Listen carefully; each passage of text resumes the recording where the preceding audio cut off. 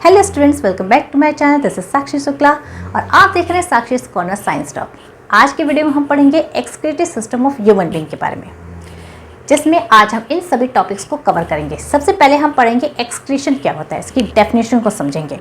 उसके बाद हम पढ़ेंगे एक्सक्रीटरी सिस्टम के बारे में, फिर उन ऑर्गन्स के बारे में पढ़ेंगे जो एक्सक्रीशन में हेल्प करते हैं। फिर डिफरेंट मोड्स ऑफ एक्सक्रीशन के बारे में पढ़ेंगे।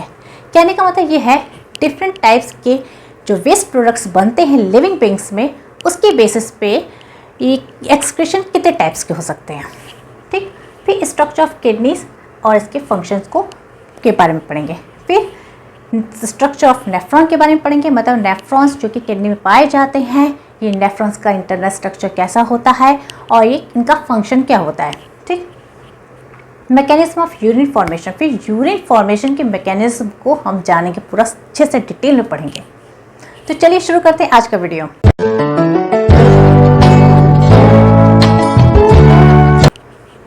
एक्सक्रीशन की डेफिनेशन क्या होती है? The process of removal of nitrogenous waste substances formed as a result of metabolic process. जब हम फूड लेते हैं, ऑक्सीजन लेते हैं, तो हमारी बॉडी के अंदर डाइजेशन होता है। पहले सबसे क्या डाइजेशन प्रोसेस होती है और इसी दौरान कई केमिकल रिएक्शंस हमारी बॉडी में होते हैं, जिसको हम मेटाबॉलिज्म कहते हैं। इसी मेटाबॉलिक प्रोसेस के बाद हमारी बॉडी में बहुत सारे वेस्ट प्रोडक्ट बनते हैं। यहाँ पे बात हो रही है नाइट्रोजनस वेस्ट सब्सटेंसेस की। कहने का मतलब है अमोनिया जैसे। अमोनिया हमारी बॉडी के लिए बहुत ही टॉक्सिक सब्सटेंस होता है, जिसको बाहर निकालना बहुत ज़रूरी होता है। तो कोई ज़रूरी नहीं कि अमोनिया के फॉर्म में निकले। बहुत से अमोनिया यूरिया के फॉर्म में, यूरिक एसिड के फॉर्म में किसी भी लिविंग बींग्स के बॉडी से बाहर निकाला जाता है।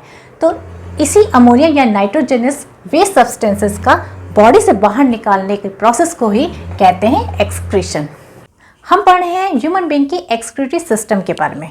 तो ह्यूमन बीइंग की एक्सक्रीटरी सिस्टम में कौन कौन से ऑर्गन्स आते हैं जो एक्सक्रीशन में हेल्प करते हैं?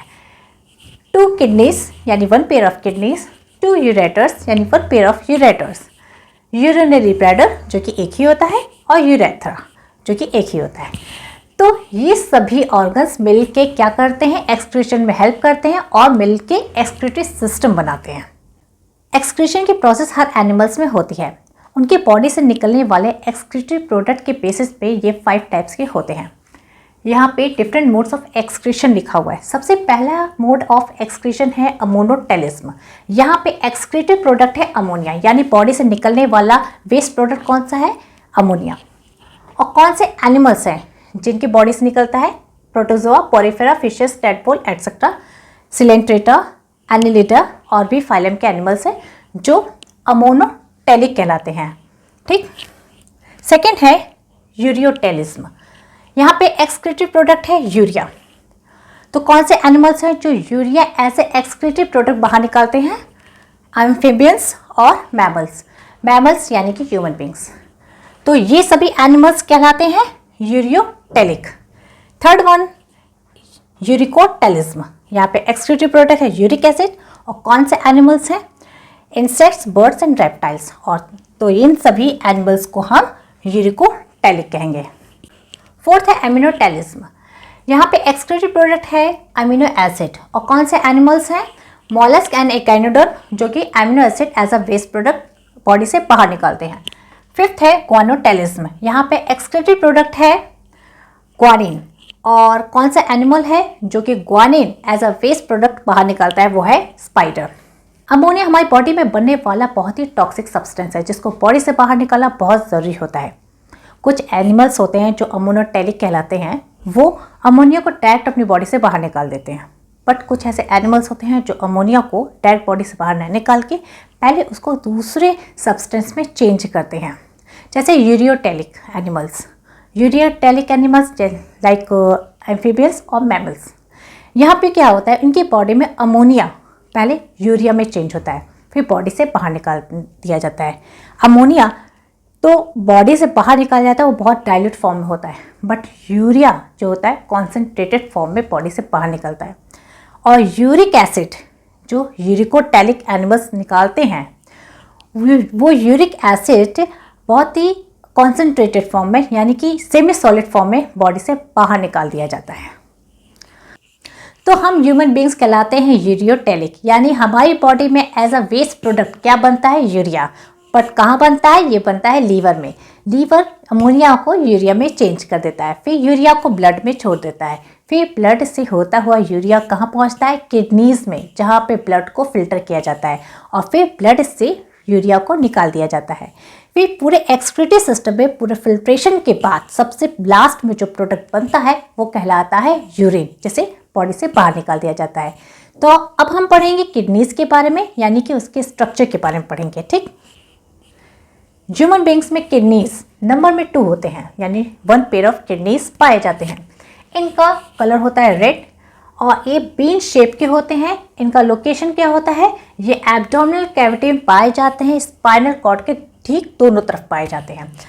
राइट किडनी थोड़ा सा नीचे होता है, यानी थोड़ा नीचे पाया जाता है। और इनकी साइज क्या होती है, साइज ये 10 सेंटीमीटर लॉन्ग होते हैं, 6 सेंटीमीटर ब्रॉड होते हैं, 3 to 4 सेंटीमीटर थिक होते हैं।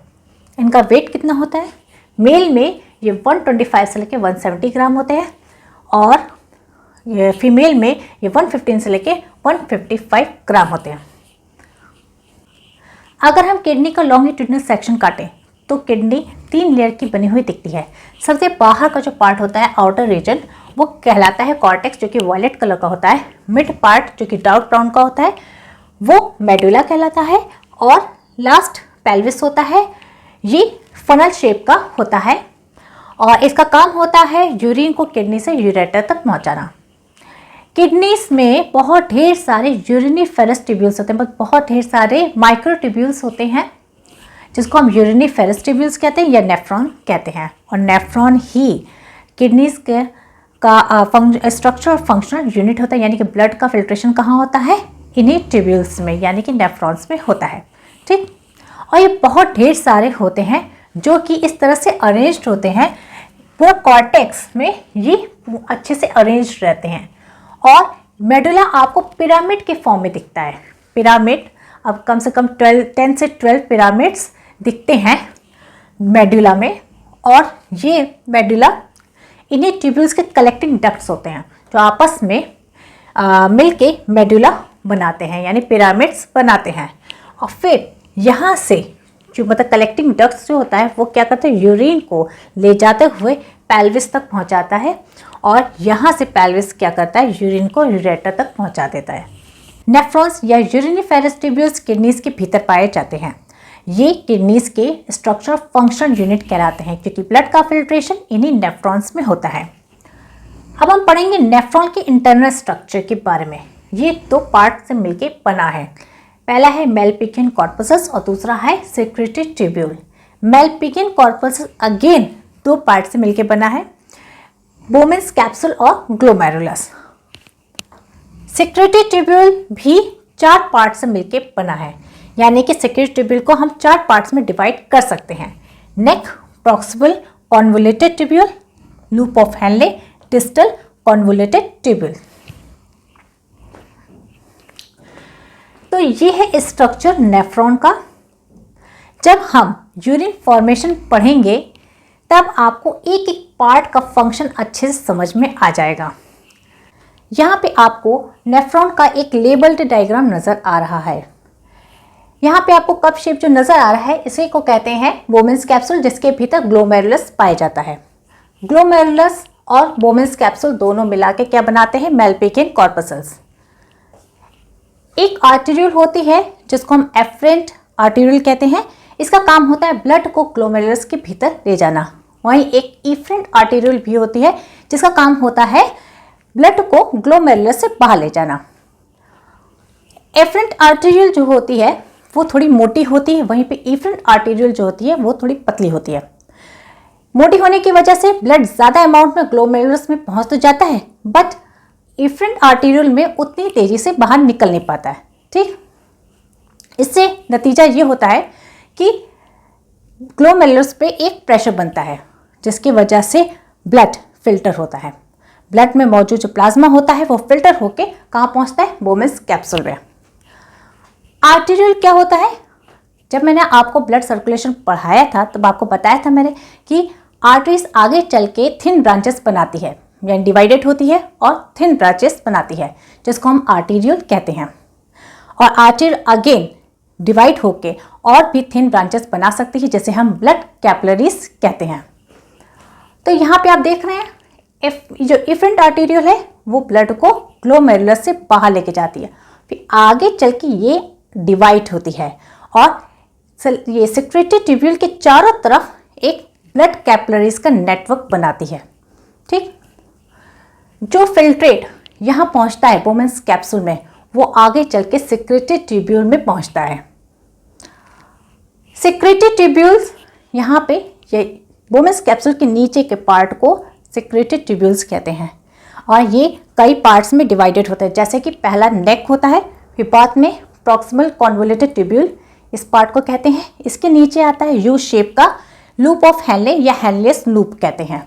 इसके बाद लास्ट पार्ट होता है डिस्टल कॉन्वोल्यूटेड ट्यूब्यूल, यानी कि फिल्ट्रेट जो यहाँ पहुँचता है वो यहाँ से होते हुए लास्ट में कलेक्टिंग डक्ट में जाके कलेक्ट होता है।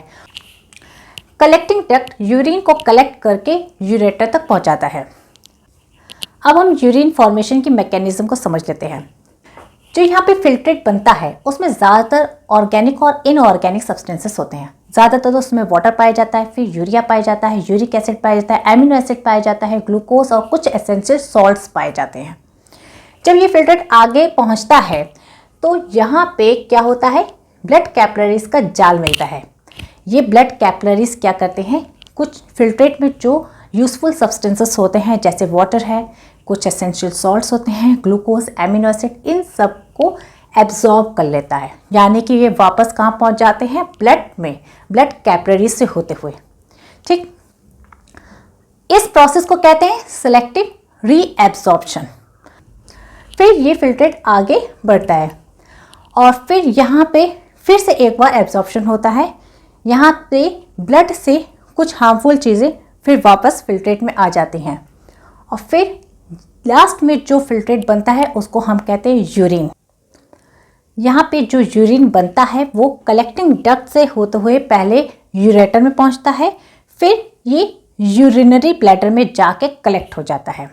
जो यूरिनरी ब्लैडर होता है वो सैक लाइक स्ट्रक्चर होता है और काफ़ी मस्कुलर होता है और फिर टाइम टू टाइम ये इसी यूरिन को बाहर निकाला जाता है यूरेथ्रा के थ्रू। ये जो यूरिन होता है इसमें ज़्यादातर वाटर पाया जाता है, यानी 95% जो होता है वो वाटर होता है। फिर 2% इसमें एसेंशियल सॉल्ट्स होते हैं। 2.6% इसमें urea, uric acid, amino acid etcetera, कई ऐसे तरह के कंपाउंड्स होते हैं। और यूरिया यानी यूरिन का जो पीएच होता है वो 6 होता है, यानी वो स्लाइटली एसिडिक होता है नेचर में। अब हम यूरिन फॉर्मेशन की मैकेनिज्म को एक फ्लो चार्ट डायग्राम के द्वारा समझेंगे। तो ये है flow chart diagram urine formation की। यहाँ पे ब्लड स्ट्रीम लिखा हुआ है। ब्लड स्ट्रीम मतलब वो ब्लड जो कहाँ पहुँचता है, ग्लोमेरुलस में पहुँचता है। ग्लोमेरुलस में पहुँचते ही ब्लड का फिल्ट्रेशन चालू होता है। ब्लड में मौजूद प्लाज्मा फिल्टर होता है और इस प्लाज्मा में क्या क्या चीज़ें पाई जाती है, वाटर, शुगर, सॉल्ट, यूरिया और अदर सब्सटेंसेस पाए जाते हैं। सभी वेस्ट प्रोडक्ट भी पाए जाते हैं। इसमें एसेंशियल, नॉन एसेंशियल सभी तरह के सब्सटेंस पाए जाते हैं। अब ये फिल्ट्रेट कहाँ पहुँचेगा, वोमेन्स कैप्सूल में। फिर ये रीनल ट्यूब्यूल, रीनल ट्यूब्यूल का मतलब क्या है, यहाँ पे सेक्रेटरी ट्यूब्यूल्स से मतलब है। जब यहाँ पहुँचता है तो यहाँ पे सेलेक्टिव रीएब्जॉर्प्शन होता है, यानी कि वापस फिल्ट्रेट से कुछ यूजफुल सब्सटेंसेस जैसे वाटर, शुगर, सॉल्ट एब्जॉर्ब कर लिए जाते हैं और वो एब्जॉर्ब करके वापस कहाँ पहुँच जाते हैं, ब्लड में, मतलब ब्लड कैपिलरीज के थ्रू ब्लड में पहुँच जाते हैं। अब ये ब्लड जो होता है, जो फिल्ट्रेट होता है वो कलेक्टिंग डक्ट द्वारा कलेक्ट किया जाता है। उसके बाद ये रीनल पेल्विस से होते हुए कहाँ पहुँचता है, यूरेटर में। कलेक्टिंग डक्ट मेडुला पार्ट में पाया जाता है। वो आपने देखा होगा किडनी का जब स्ट्रक्चर हमने आपको बताया था तो मेडुला पार्ट मिड पार्ट कहलाता है। तो वो जो पार्ट होता है वहाँ पे कलेक्टिंग डक्ट्स पाए जाते हैं। तो यानी यूरिन वहाँ से होते हुए पहले वहाँ से कलेक्ट होता है, फिर कहाँ पहुँचेगा, रेनल पेल्विस में। और पेल्विस कहाँ होता है? इसके आगे का जो पार्ट होता है, मेडुला के बाद का जो पार्ट होता है फनल शेप्ड, वो पेल्विस कहलाता है। तो यूरिन कहाँ पहुँचा? पेल्विस में। पेल्विस से ये कहाँ पहुँचेगा? यूरेटर में, फिर यूरेटर से यूरिनरी ब्लैडर में, फिर यूरेथ्रा से यूरिन बाहर निकाल दिया जाता है। तो इस डायग्राम को अच्छे से ध्यान से लर्न कर लीजिएगा। अगर आप चाहें तो अभी भी अपने नोटबुक में लिख सकते हैं। अगर आप इस चीज़ को बना लेंगे तो आपके दिमाग में अच्छे से हर चीज़ अच्छे से क्लियर हो जाएगी, कोई डाउट्स नहीं रहेगा। तो आज हमने एक और चैप्टर कंप्लीट कर दिया, यानी excretory system of human being. तो अब नेक्स्ट वीडियो हमारा आने वाला है। आप इसी तरह से मेरे वीडियोस देखते रहिए, और आपको कोई डाउट है तो आप कमेंट बॉक्स में लिख के मुझसे पूछ सकते हैं।